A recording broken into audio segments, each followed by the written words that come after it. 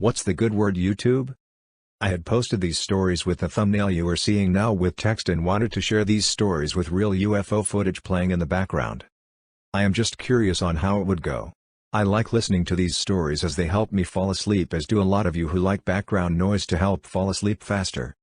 I am not sure if the video would be too distracting. So I wanted to see. If you have listened to these stories, I highly recommend, as they are really good. Thank you so much for all the support you have shown me. It truly means the world to me. I know it's a rough time for all of us, but want you to know I am appreciative and am thinking of you and your family. Alright. Less talk and more action.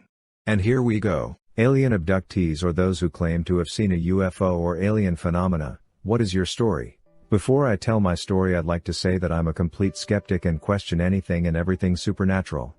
I think extraordinary claims should always require extraordinary evidence. Even to this day, I will never be able to empirically prove what I experienced. I am currently 26 years old. This happened on June 16, 2007. I remember it vividly. It was immediately embedded into my long-term memory when it all happened. In psychology, I believe they refer to these events as a flashbulb memories. Anyways, I was living in my parents' home at the time. It was a pretty stormy night. The wind was gusting slightly more than usual, rain was coming down violently, your typical crackles of thunder/lightning. I was playing World of Warcraft at the time, enjoying the idea that I had a legitimate excuse not to go out and do anything. I was about to finish one of the longest chain quests in the game, and boom, the internet goes out. I try for about 30 anxious minutes to get the internet to work, and you guessed it, nothing. I head to my room, frustrated. Here I am home alone, no internet, and irritated as hell. My parents at the time were out at a work-related event. I remember laying on my bed just staring at the ceiling, turned my head to look at my old retro alarm clock. It read 6:18 p.m. Knock knock knock. I immediately sprung up, eyes wide open, startled as hell. I crawl to my window that faces the front door, and knock knock knock again. I peek outside my window to see three tall men literally dressed in your typical FBI-looking black suits. One had what looked to be a folder/file or something, another had what I have now identified as a Geiger counter, the other one was beating my door with his huge fist. I head to the door, not really thinking much of it. I honestly thought they were church people just soliciting their beliefs. I open the door. The one man nearest the door that was knocking greets me in a very monotone voice, pulls out a badge and says him and his colleagues need to check the water source from the house's faucets. I ask them a bunch of questions. It turns out that they were in fact the FBI, and someone had allegedly tried to poison the city water. I called my parents to let them know what was going on.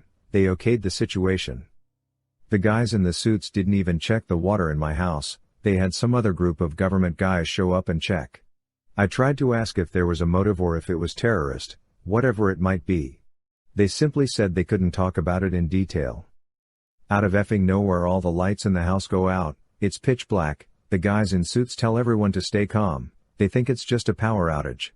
The guys taking water samples turn on their flashlights. As one of the flashlights flashes over the tallest of the suited men, I see a reflection from his face, like there was metal under his face. The guy with the flashlight quickly directs the light somewhere else. A moment later, the guy with the flashlight says, "Sir, it has begun." The suited guy with the Geiger counter turns it on. The thing just starts going haywire.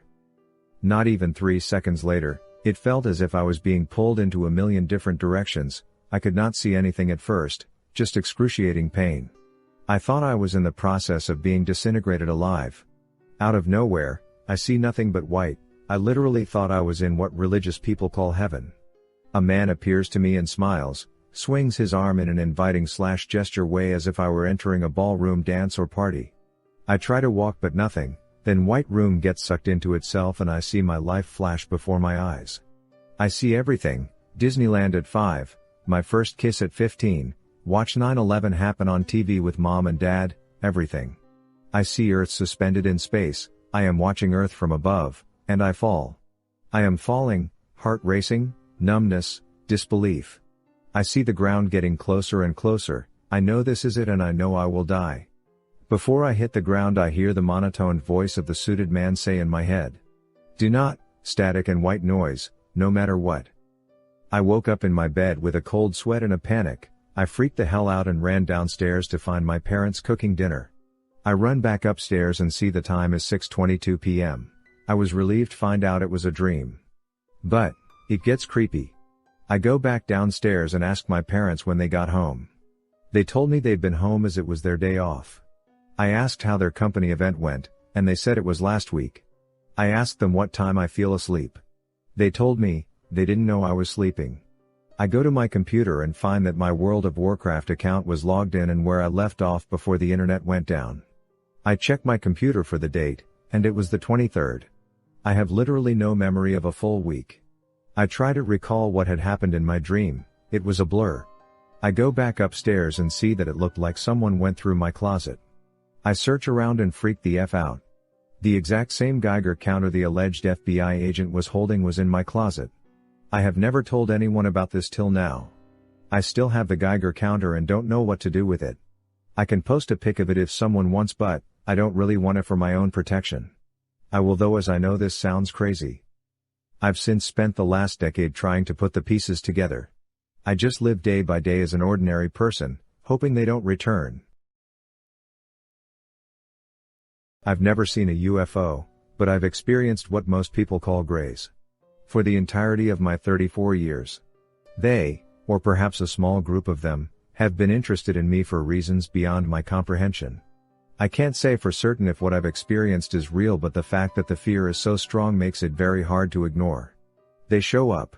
They look. And they look so deep into you, the fear and helplessness is like nothing you will ever experience in waking life.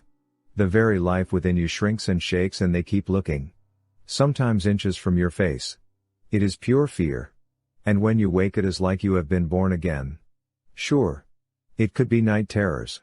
But night terrors don't leave doors open, TVs on, and your pets terrified under furniture. Let me preface this by stating that almost all of the encounters that I have witnessed have been with at least one other individual. The first two encounters happened on 2 consecutive days in 1997, and the numerous other encounters happened over the span of 90 days a year and a half ago. I do not recall being abducted. I have filed reports with the incredibly incompetent MUFON. Back in '97, my buddy and I had just finished up our shift at a pizza joint. It was after 11 p.m. We were out and wanted to get stoned. We were completely sober. Anyway, we drove out into a cornfield in the off year, so it was full of rye. We were about a half mile off the road. It was pitch black, and because of our vantage point, I could see headlights in any direction for a good mile. We were way out in the country, so no worries. My buddy starts breaking up the weed when I notice what I believe to be truck headlights shine directly from behind, take a hard left, and disappear. My buddy didn't seem to notice, but I became frantic. I thought it was the cops. My friend thinks I am messing with him and continues breaking up some really terrible brickweed. I recall looking at the stars, and one star in particular grabbed my attention. I can't tell you why, but it looked like your average star. Within 30 seconds this star starts moving up and down, side to side, and in circles. I yelled in a panic, "What the hell is that?" My buddy gives a dismissive sigh, and then he looks where I am pointing. For 5 minutes the UFO continues to move in very fluid movements, making impossible maneuvers, and do so in complete silence. Without notice, this one object becomes 5 equally impressive star-like objects. They stayed close together. At times they moved in some kind of formation, and other times they seemed to move independently. Just as quick as the 5 came, they fused back together as one. We were in shock, but we didn't feel like we were in harm's way. We were recapping what we witnessed, but that single UFO was still there. It wasn't moving too much. We thought things were coming to a close, but we were wrong. This time the one object turned into at least 7 objects. The way they moved and jerked around felt aggressive to me. My friend must have felt the same way because he said he was starting to get nervous. I told him we should go. I embarrassingly confess that I knew it was there for us, and I became fearful. We rush out of there and this thing follows us to the outskirt of town. This is the craziest UFO phenomena true story, and it came from my dad. 1960s in Ethiopia, my dad is just a child, 9 years old, at the time playing with his best friend Gabriel after school. They were playing in the fenced backyard of my dad's house. My dad turns his back for a second, then turns to look back at his friend, and Gabriel is gone. It's important to note that my dad and Gabriel were from the top 1% of Ethiopia's ruling elite. My dad's father was Minister of Interior of Ethiopia and Gabriel's father was a 4-star general of Ethiopia. The backyard Gabriel disappeared from had 10-foot bricked walls with armed guards patrolling on the outside. A couple of hours pass, his parents, my dad's parents and guards are searching, but no Gabriel. 48 hours pass, now there is a nationwide search for this important general's kid. It's on the news. Police are searching door to door describing him and what he was wearing when he disappeared. He was wearing his private school uniform, white shirt, brown pants. Helicopters even searched the countryside looking for him, still nothing. A month passes, then 2, then 4, people start losing hope that he would ever be found and think the worst. Exactly 6 months to the day he disappeared, Gabriel appears back in my dad's backyard. He was wearing the same white shirt private school uniform, and it was still clean. He looked exactly the same as when he disappeared. This is where it starts to get weird. Once they confirmed he was okay, they started asking where he had been. He said couple of nice men took him on a trip, he was in a white room that glowed and other children were there from different countries. He said he was surprised that the nice men who looked like white guys could speak Ethiopian, and he could understand what the other children were saying even though they were not Ethiopian. The white glowing room had no windows and the doors disappeared into the walls. There were buttons on the walls, and if a kid pushed them a bed would come out of the wall. He said he was then all of a sudden in a city that was glowing, clean, and cars were flying around him. He said there were people there but they looked strange, like us but different. One nice man was still with him and took him to a tall building, where he said he had to stay there for a while, but showed him a room that he could use for entertainment. Gabriel said he could push a button and the room itself goes places, an open field, the beach, the room itself even flies. He said after a couple of hours he was taken back to Ethiopia and appeared in the backyard. He thought he was only gone a couple hours total. No one believed him, and Ethiopia being a super religious country, most adults around him thought he got possessed by the devil. Gabriel even was forced to see a priest to get the evil spirits out of him. My dad still kept in contact with him throughout their lives. Gabriel got a doctorate in physics and I believe works Holland still. This event occurred in 2011 and has haunted me every day since. I work in networking and all of hours are late. I usually get off around 2 a.m. and then I am up for a few hours before I go to bed. This evening I got off work and it was raining really bad on my way home. When I got home, by chance, the clouds broke and I stepped outside to have a quick smoke. One of my buddies called me and we were chatting about work. It was still not raining and there were low-lying clouds. There are orange street lights in Allen, and they were reflecting off the bottom of the clouds creating an artificial light. There was a pretty good breeze whipping around, but no rain.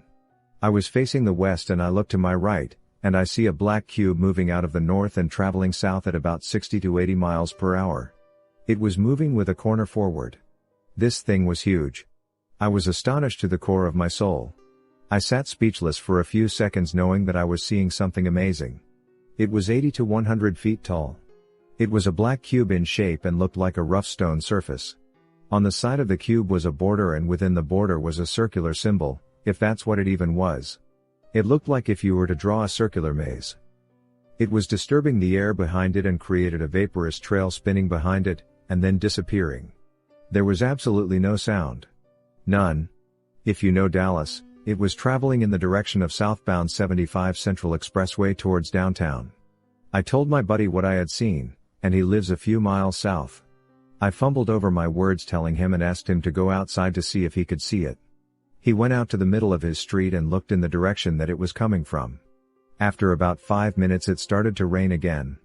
He stood out in the rain for another 15 minutes but never saw it. Good friend lol. Anyways, no one can ever tell me that I didn't see what I saw that night. I have been ridiculed and laughed at, but I know what I saw. It is almost a relief at this point to know that they are really here. I have been a long-time lurker and I had to get this off of my chest. I have been searching Black Cube UFO for years now, every single day. I cannot stop thinking about it. I was driving east down a highway in central PA. Last Halloween me and my friends were on a dock about to light off some fireworks. We had all just arrived and were still just shooting the crap to see if anyone else would show up.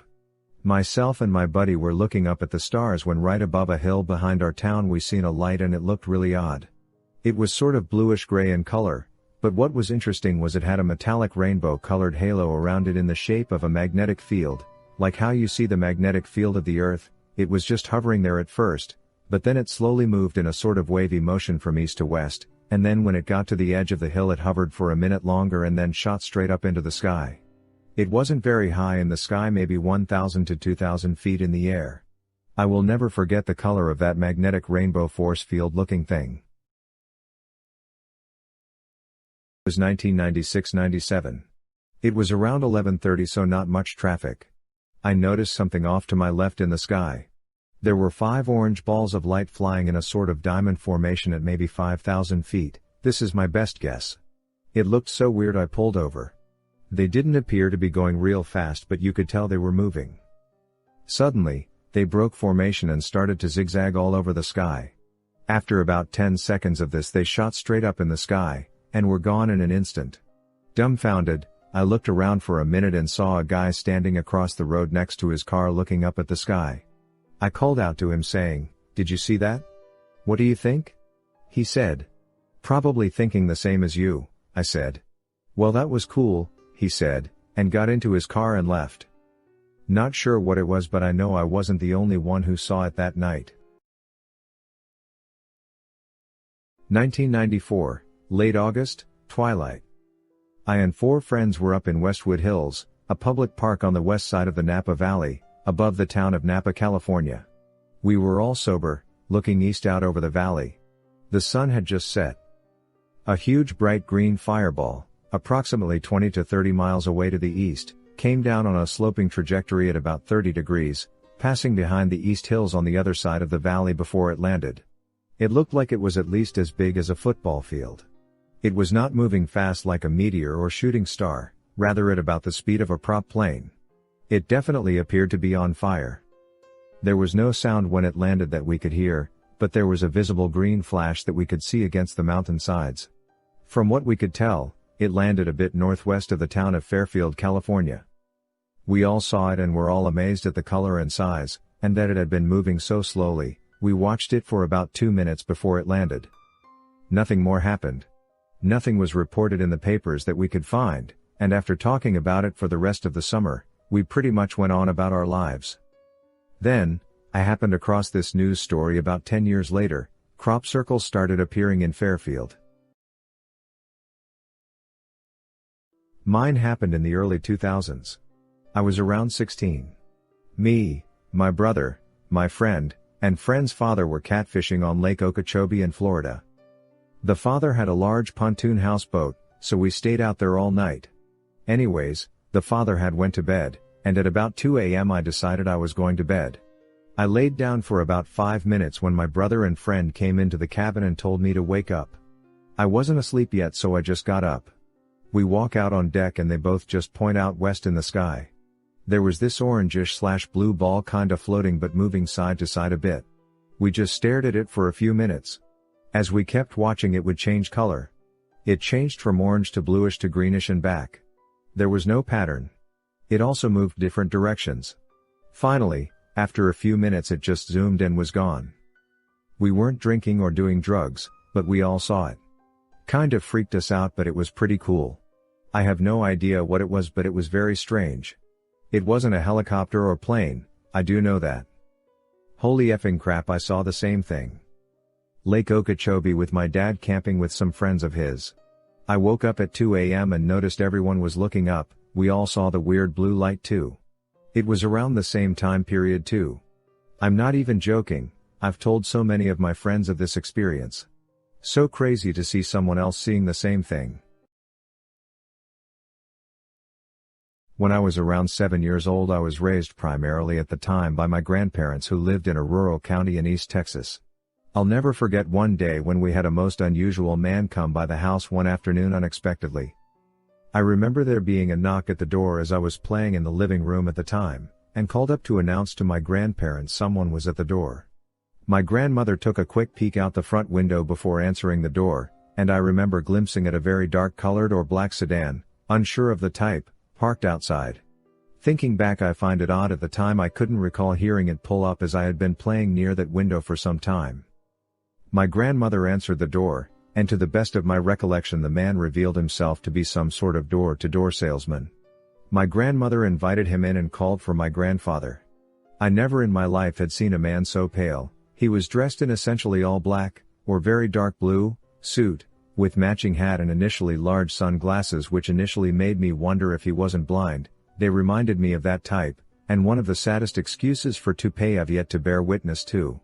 I was totally transfixed on the man and couldn't get over the stark contrast of his pale skin to his seemingly drawn-on with lipstick this pinkish lips. My fixation became apparent and my grandmother shooed me into a back room as to leave the men to talk, so to speak, uninterrupted. Throughout the visit I kept trying to sneak peeks at the man, and commented to my grandmother whether or not she thought he was sick as he was so pale and thin. Eventually, I suppose he finished his pitch and eventually made his way quite slowly for an exit. I recall as he was leaving, he seemingly thanked both my grandparents. I couldn't make out everything that was said, but I recall he did something more odd than his appearance. He seemed to pass his hands in front of both of my grandparents' faces and said something to both, but all I could make out was the word forget, and soon was on his way. My grandparents seemed to be momentarily in a dull fog after closing the door, and quietly pulling off. Never saw him drive off. I immediately asked them who was that man and they looked at each other and said, "What man?" Now, as you can understand, all three of us were quite baffled, them as having no recollection of a visitor, and me having no rational explanation as how in the hell they couldn't remember that fricking wackadoo-looking salesman. I went on for weeks asking them who the man was, and trying to jog their memory, and as always they said there was no one. They even went as far as to say I was mixing up another business acquaintance of my grandfather, and had him drop by one day, but I assured them there was no way I could confuse the two, as the man in question was paler than Gollum in the Lord of the Rings trilogy and their friend was nothing of the sort. I had almost forgot about the incident entirely until watching a show on Sci-Fi related to a Men in Black theme and it came back to me. As recent as a year ago, I tried to bring it up again when I was home visiting and my grandfather didn't remember a thing, while my grandmother again didn't recall the strange man but vividly remembers me asking for weeks on end about a strange man neither of them ever remembered setting foot in the house. This happened back in the mid-80s and I'm in my early 30s now looking back, and a lot of the details aren't as crisp, but I know what I saw. I have one. I don't know where I stand on the whole ET UFO controversy, but I can vividly recall an experience from my childhood that I've never forgotten and can't explain. I was maybe 10 or 11 years old. I distinctly remember it because it caused in me a sense of terror more pure than any I had or have felt since. My parents' house is out in the country and my old bedroom is on the second floor, with two windows facing north and west respectively. My bed was up against the west wall just beneath the window. My dog Henry was sleeping with me that night. I woke up to the sound of Henry barking and found my room bathed in light from the window above my bed. I can vividly recall Henry silhouetted, staring into the light, barking her brains out. I jerked up and looked out, but there was only light. A crackly, humming, droning sound filled the air. I was disoriented and terrified both for myself and for my dog, but all I could do was pull my blankets over my head and curl into a ball. I was sure Henry was going to die. I remember feeling sorry that I was too frightened to help. In my head the clear thought, "I don't want to die," repeated over and over, and I was aware that it was the first time in my life that I had ever really not wanted to die, like it was the first time I'd ever genuinely felt that I was going to die. The experience ends there. I woke up the next morning with Henry in my bed. I immediately went to my parents' room and woke them up to ask if they'd seen the light or heard Henry barking, but they hadn't. I wondered if I'd dreamt it, but I'd never had a dream so visceral before. All the fear I'd experienced up till that point became a lower classification. Now there was fear, and there was real fear. When I first heard about sleep paralysis, my mind immediately went to that night. It had some of the same characteristics, the terror, the vividness, the weird noise, but I wasn't paralyzed. I moved twice, once when I sat up and peeked into the light, and again when I pulled my blankets over my head and hid. Probably no one cares, but hey. I've got a relatively tame missing journey. One night about 10 years ago, me and a friend were hanging out with another friend who lived in a nearby village, hour plus walk. Because we knew the route was dangerous at night, we deliberately didn't have anything to drink, so we watched Rocky and ate junk food, and all the other things teenagers do when they aren't drinking and doing drugs, and left the house at 1 a.m. We walked and chatted, making our way home until we get to the awkward field we have to cross to get back to our town. About halfway, it's dark and muddy, so we stop talking as much and pay more attention to the floor. In no time at all we come to the other end of the field and are pretty much home, so we check the time. 1:25. We'd just done an hour walk in 25 minutes, I can't run that distance in 25 minutes. We'd both checked the time when we left our friend's house, and both checked it when we got off the field, and it was the middle of August, so it wasn't daylight savings. That's the closest I've got. We still occasionally mention it when we see each other.